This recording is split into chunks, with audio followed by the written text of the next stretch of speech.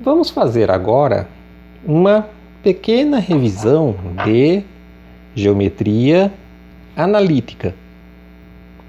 Ela consiste na união da geometria com a álgebra.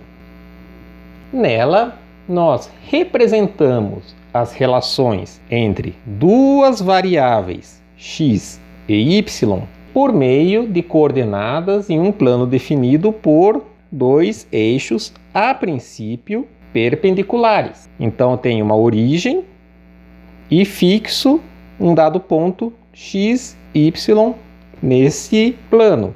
E eu posso também definir não pontos, mas funções ou curvas de y em função de x.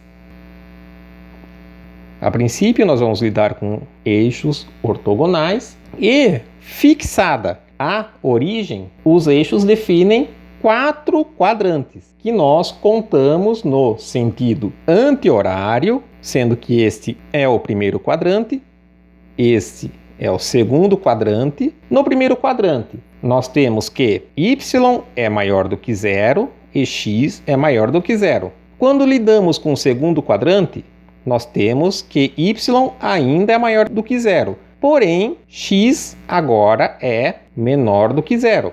Vamos então prosseguindo para o terceiro quadrante, nos quais tanto y quanto x são menores do que zero, e teremos o quarto quadrante, onde y é menor do que zero, porém x é maior do que zero. O eixo x é chamado de eixo das abscissas, enquanto o eixo y é chamado de eixo das ordenadas. Podemos obter a distância entre quaisquer dois pontos no plano xy utilizando o teorema de Pitágoras. Vamos supor que nós tenhamos um dado ponto que eu chamarei de A. Esse ponto é definido por uma coordenada x1, y1, e terei um outro ponto que eu chamarei de B, que será definido pela coordenada x2, y2. Eu quero obter a distância entre estes dois pontos, ou seja, um segmento de reta que começa em A e termina em B. Chamarei essa distância, esse comprimento do segmento de reta, de D.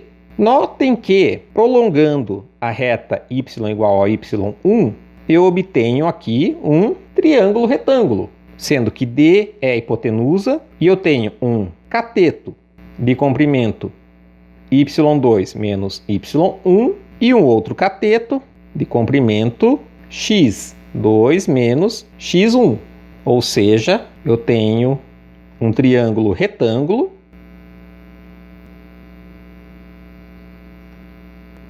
e eu posso obter D aplicando o teorema de Pitágoras, onde o quadrado da hipotenusa é igual à soma dos quadrados dos catetos.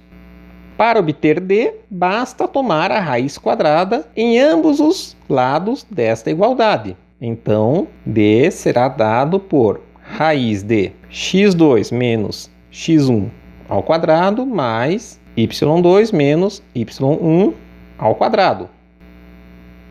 E esse resultado é válido para quaisquer dois pontos A e B no nosso plano XY, estando A e B em quaisquer quadrantes. Vamos analisar os gráficos das duas funções trigonométricas principais, seno e cosseno. Vamos começar com o seno. Eu vou considerar aqui o argumento AX, onde A é uma constante e eu vou supor que ela seja maior do que zero por simplicidade. Vou representar aqui os dois eixos perpendiculares. Este aqui é o eixo Y e este é o eixo X. Nós sabemos que as funções seno e cosseno possuem valor máximo 1 e valor mínimo menos 1. Ela é definida para todo o eixo X, porém eu vou graficá-la só em uma pequena região. Eu vou começar de um ponto de mínimo, que é o menos π sobre 2a, e sabemos que o mínimo desta função é menos 1, então nós temos um comportamento crescente, curvo, senoidal, até alcançar a origem. E como eu falei, ela é definida para todo o eixo x. A uma distância π sobre 2a da nossa origem, ela atinge seu valor máximo. Então teremos esse aspecto. Ela decairá a zero no ponto π sobre a e atingirá novamente o mínimo em 3π sobre 2a, para então voltar a crescer. Nós vemos que, neste caso, y de x é igual a menos y de menos x.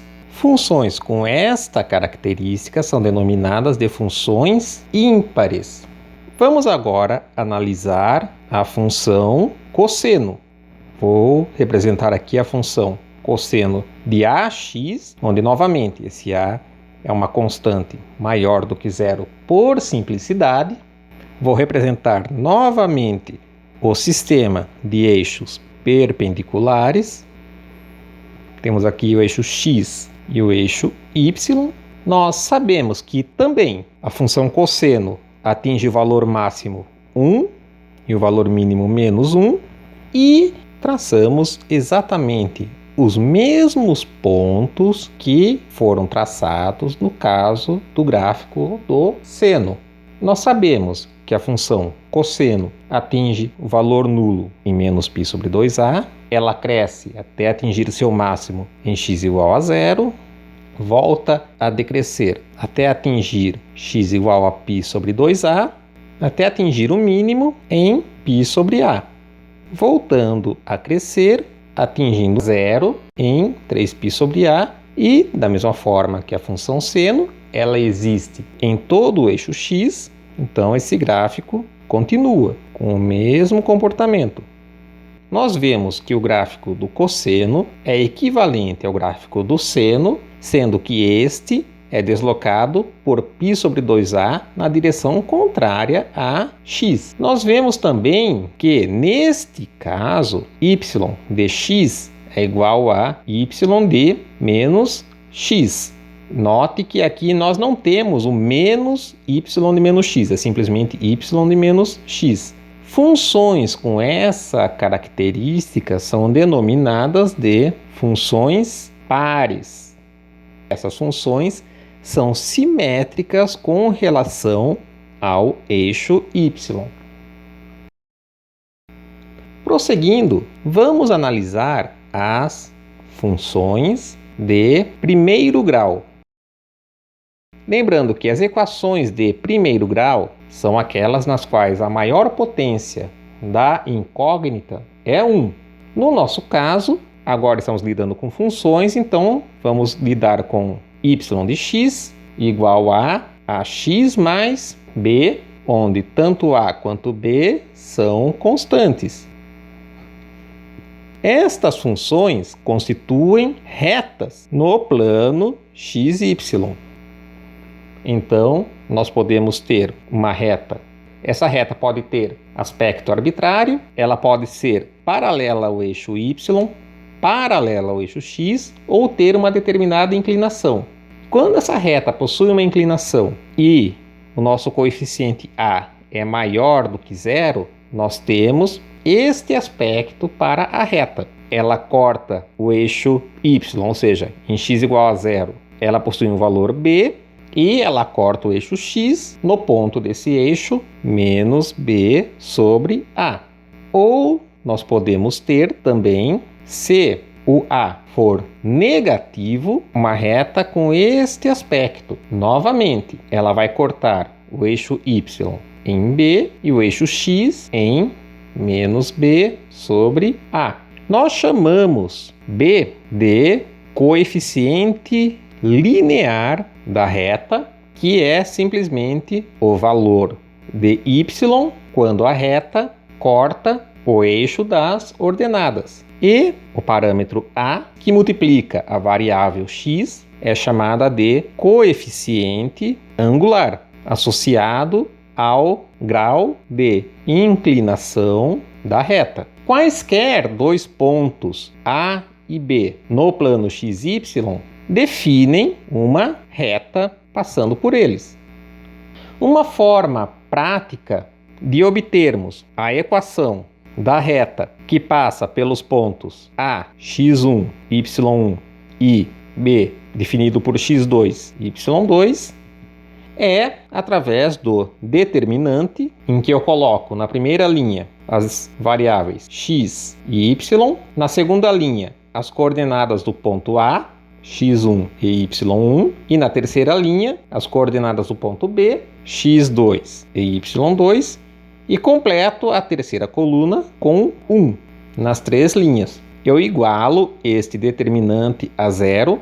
Nós resolvemos o determinante. Você pode escolher o método que achar mais conveniente. Obtemos que y é igual a y1 menos y2 sobre x1 menos x2. Esse termo é constante, multiplicando a variável x, mais esse termo também constante, em que entram produtos cruzados, x1, y2 menos x2, y1 sobre o mesmo denominador desse primeiro termo, x1 menos x2, e assim nós temos os coeficientes angular e linear. A é igual a y1 menos y2 sobre x1 menos x2. Trata-se deste termo multiplicando o x, e B, coeficiente linear, será este termo constante, x1, y2 menos x2, y1 sobre x1 menos x2.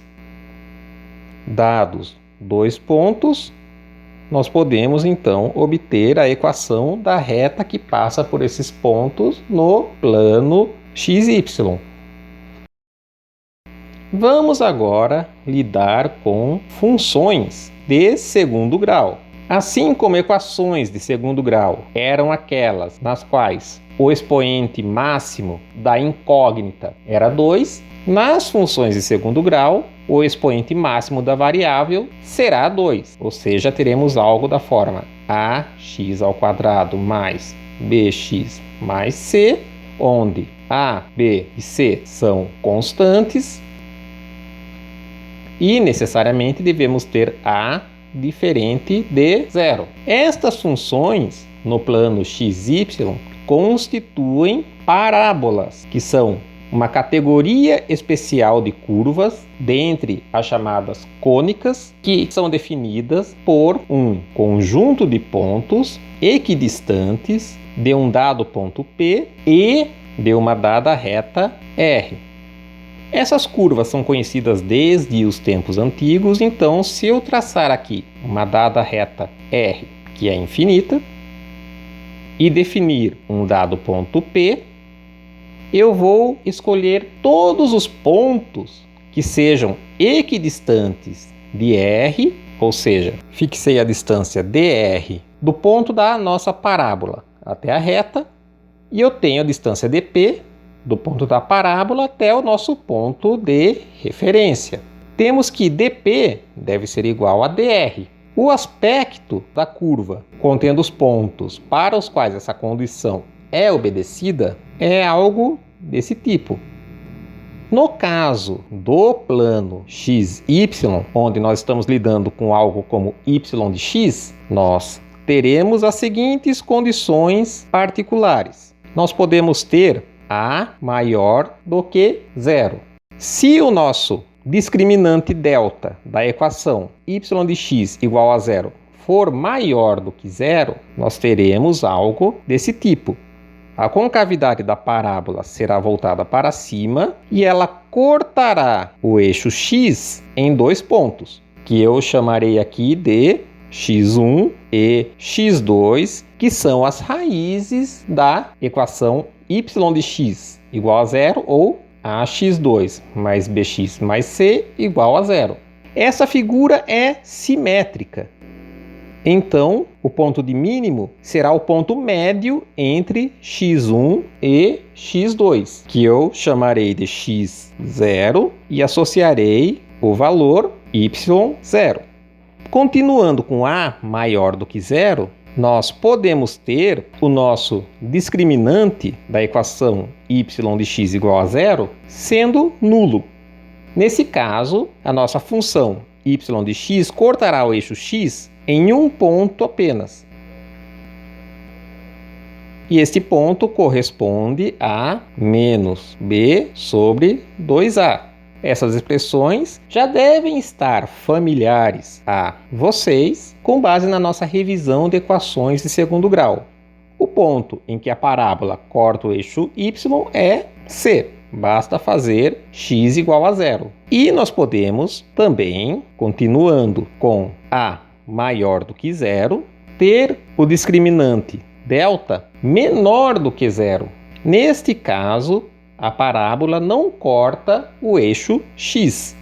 Temos uma figura desse tipo, onde sempre ela corta o eixo y no ponto C. Para a menor do que zero, teremos figuras equivalentes, porém a concavidade da parábola será voltada para baixo. Vamos representar o nosso sistema de eixos x e y. Se o nosso delta for maior do que zero, teremos a curva cortando o eixo x em dois pontos, cruzando o eixo y em C. Nós teremos os pontos que eu também chamarei de x1 e x2, que são as raízes da equação y de x igual a zero. A curva continua sendo simétrica e eu terei aqui no ponto médio o ponto de máxima, que eu chamarei de x0, com a coordenada y, que eu chamarei de y0. Teremos aqui para delta igual a zero a parábola atingindo o eixo x em apenas um ponto, que corresponde a menos b sobre 2a. E se nós tivermos o delta menor do que zero, continuando com a menor do que zero, a parábola não cortará o eixo x e ela sempre cruzará o eixo y no ponto C. Assim, nós temos que para a maior do que zero, a concavidade é para cima, e para a menor do que zero, a concavidade é para baixo. Então, de forma geral, nós temos que para uma parábola y de x igual a ax ao quadrado mais bx mais c, vou representar o caso geral em que ela corta o eixo x em dois pontos. Aqui eu tenho x1 e x2. O ponto médio entre x1 e x2, que eu chamei de x0, é o ponto de mínimo da parábola, terá a coordenada y0. Ela corta o eixo y em C. E se nós quisermos obter x1 e x2, nós devemos resolver a equação y de x igual a zero. Nós sabemos os valores de x1 e x2. x1 é igual a menos b mais a raiz do discriminante delta sobre 2a, e x2 corresponde a menos b menos a raiz do discriminante delta sobre 2a, sendo que delta é igual a b ao quadrado menos 4ac. x0 é o ponto médio entre x1 e x2, ou seja, é dado por x1 mais x2 sobre 2. Se somarmos x1 com x2 e dividirmos por 2, nós obtemos o valor de x0, que é menos b sobre 2a. E quanto vale y0, o ponto de mínimo? Basta substituirmos x0 em y de x. Y de x0 será igual a y0, que será a que multiplica x0 menos b sobre 2a ao quadrado, mais b que multiplica x0 menos b sobre 2a, mais c. Nós vamos obter menos b ao quadrado menos 4ac sobre 4a, que corresponde a menos delta sobre 4a. Temos então todos os pontos importantes da nossa parábola determinados.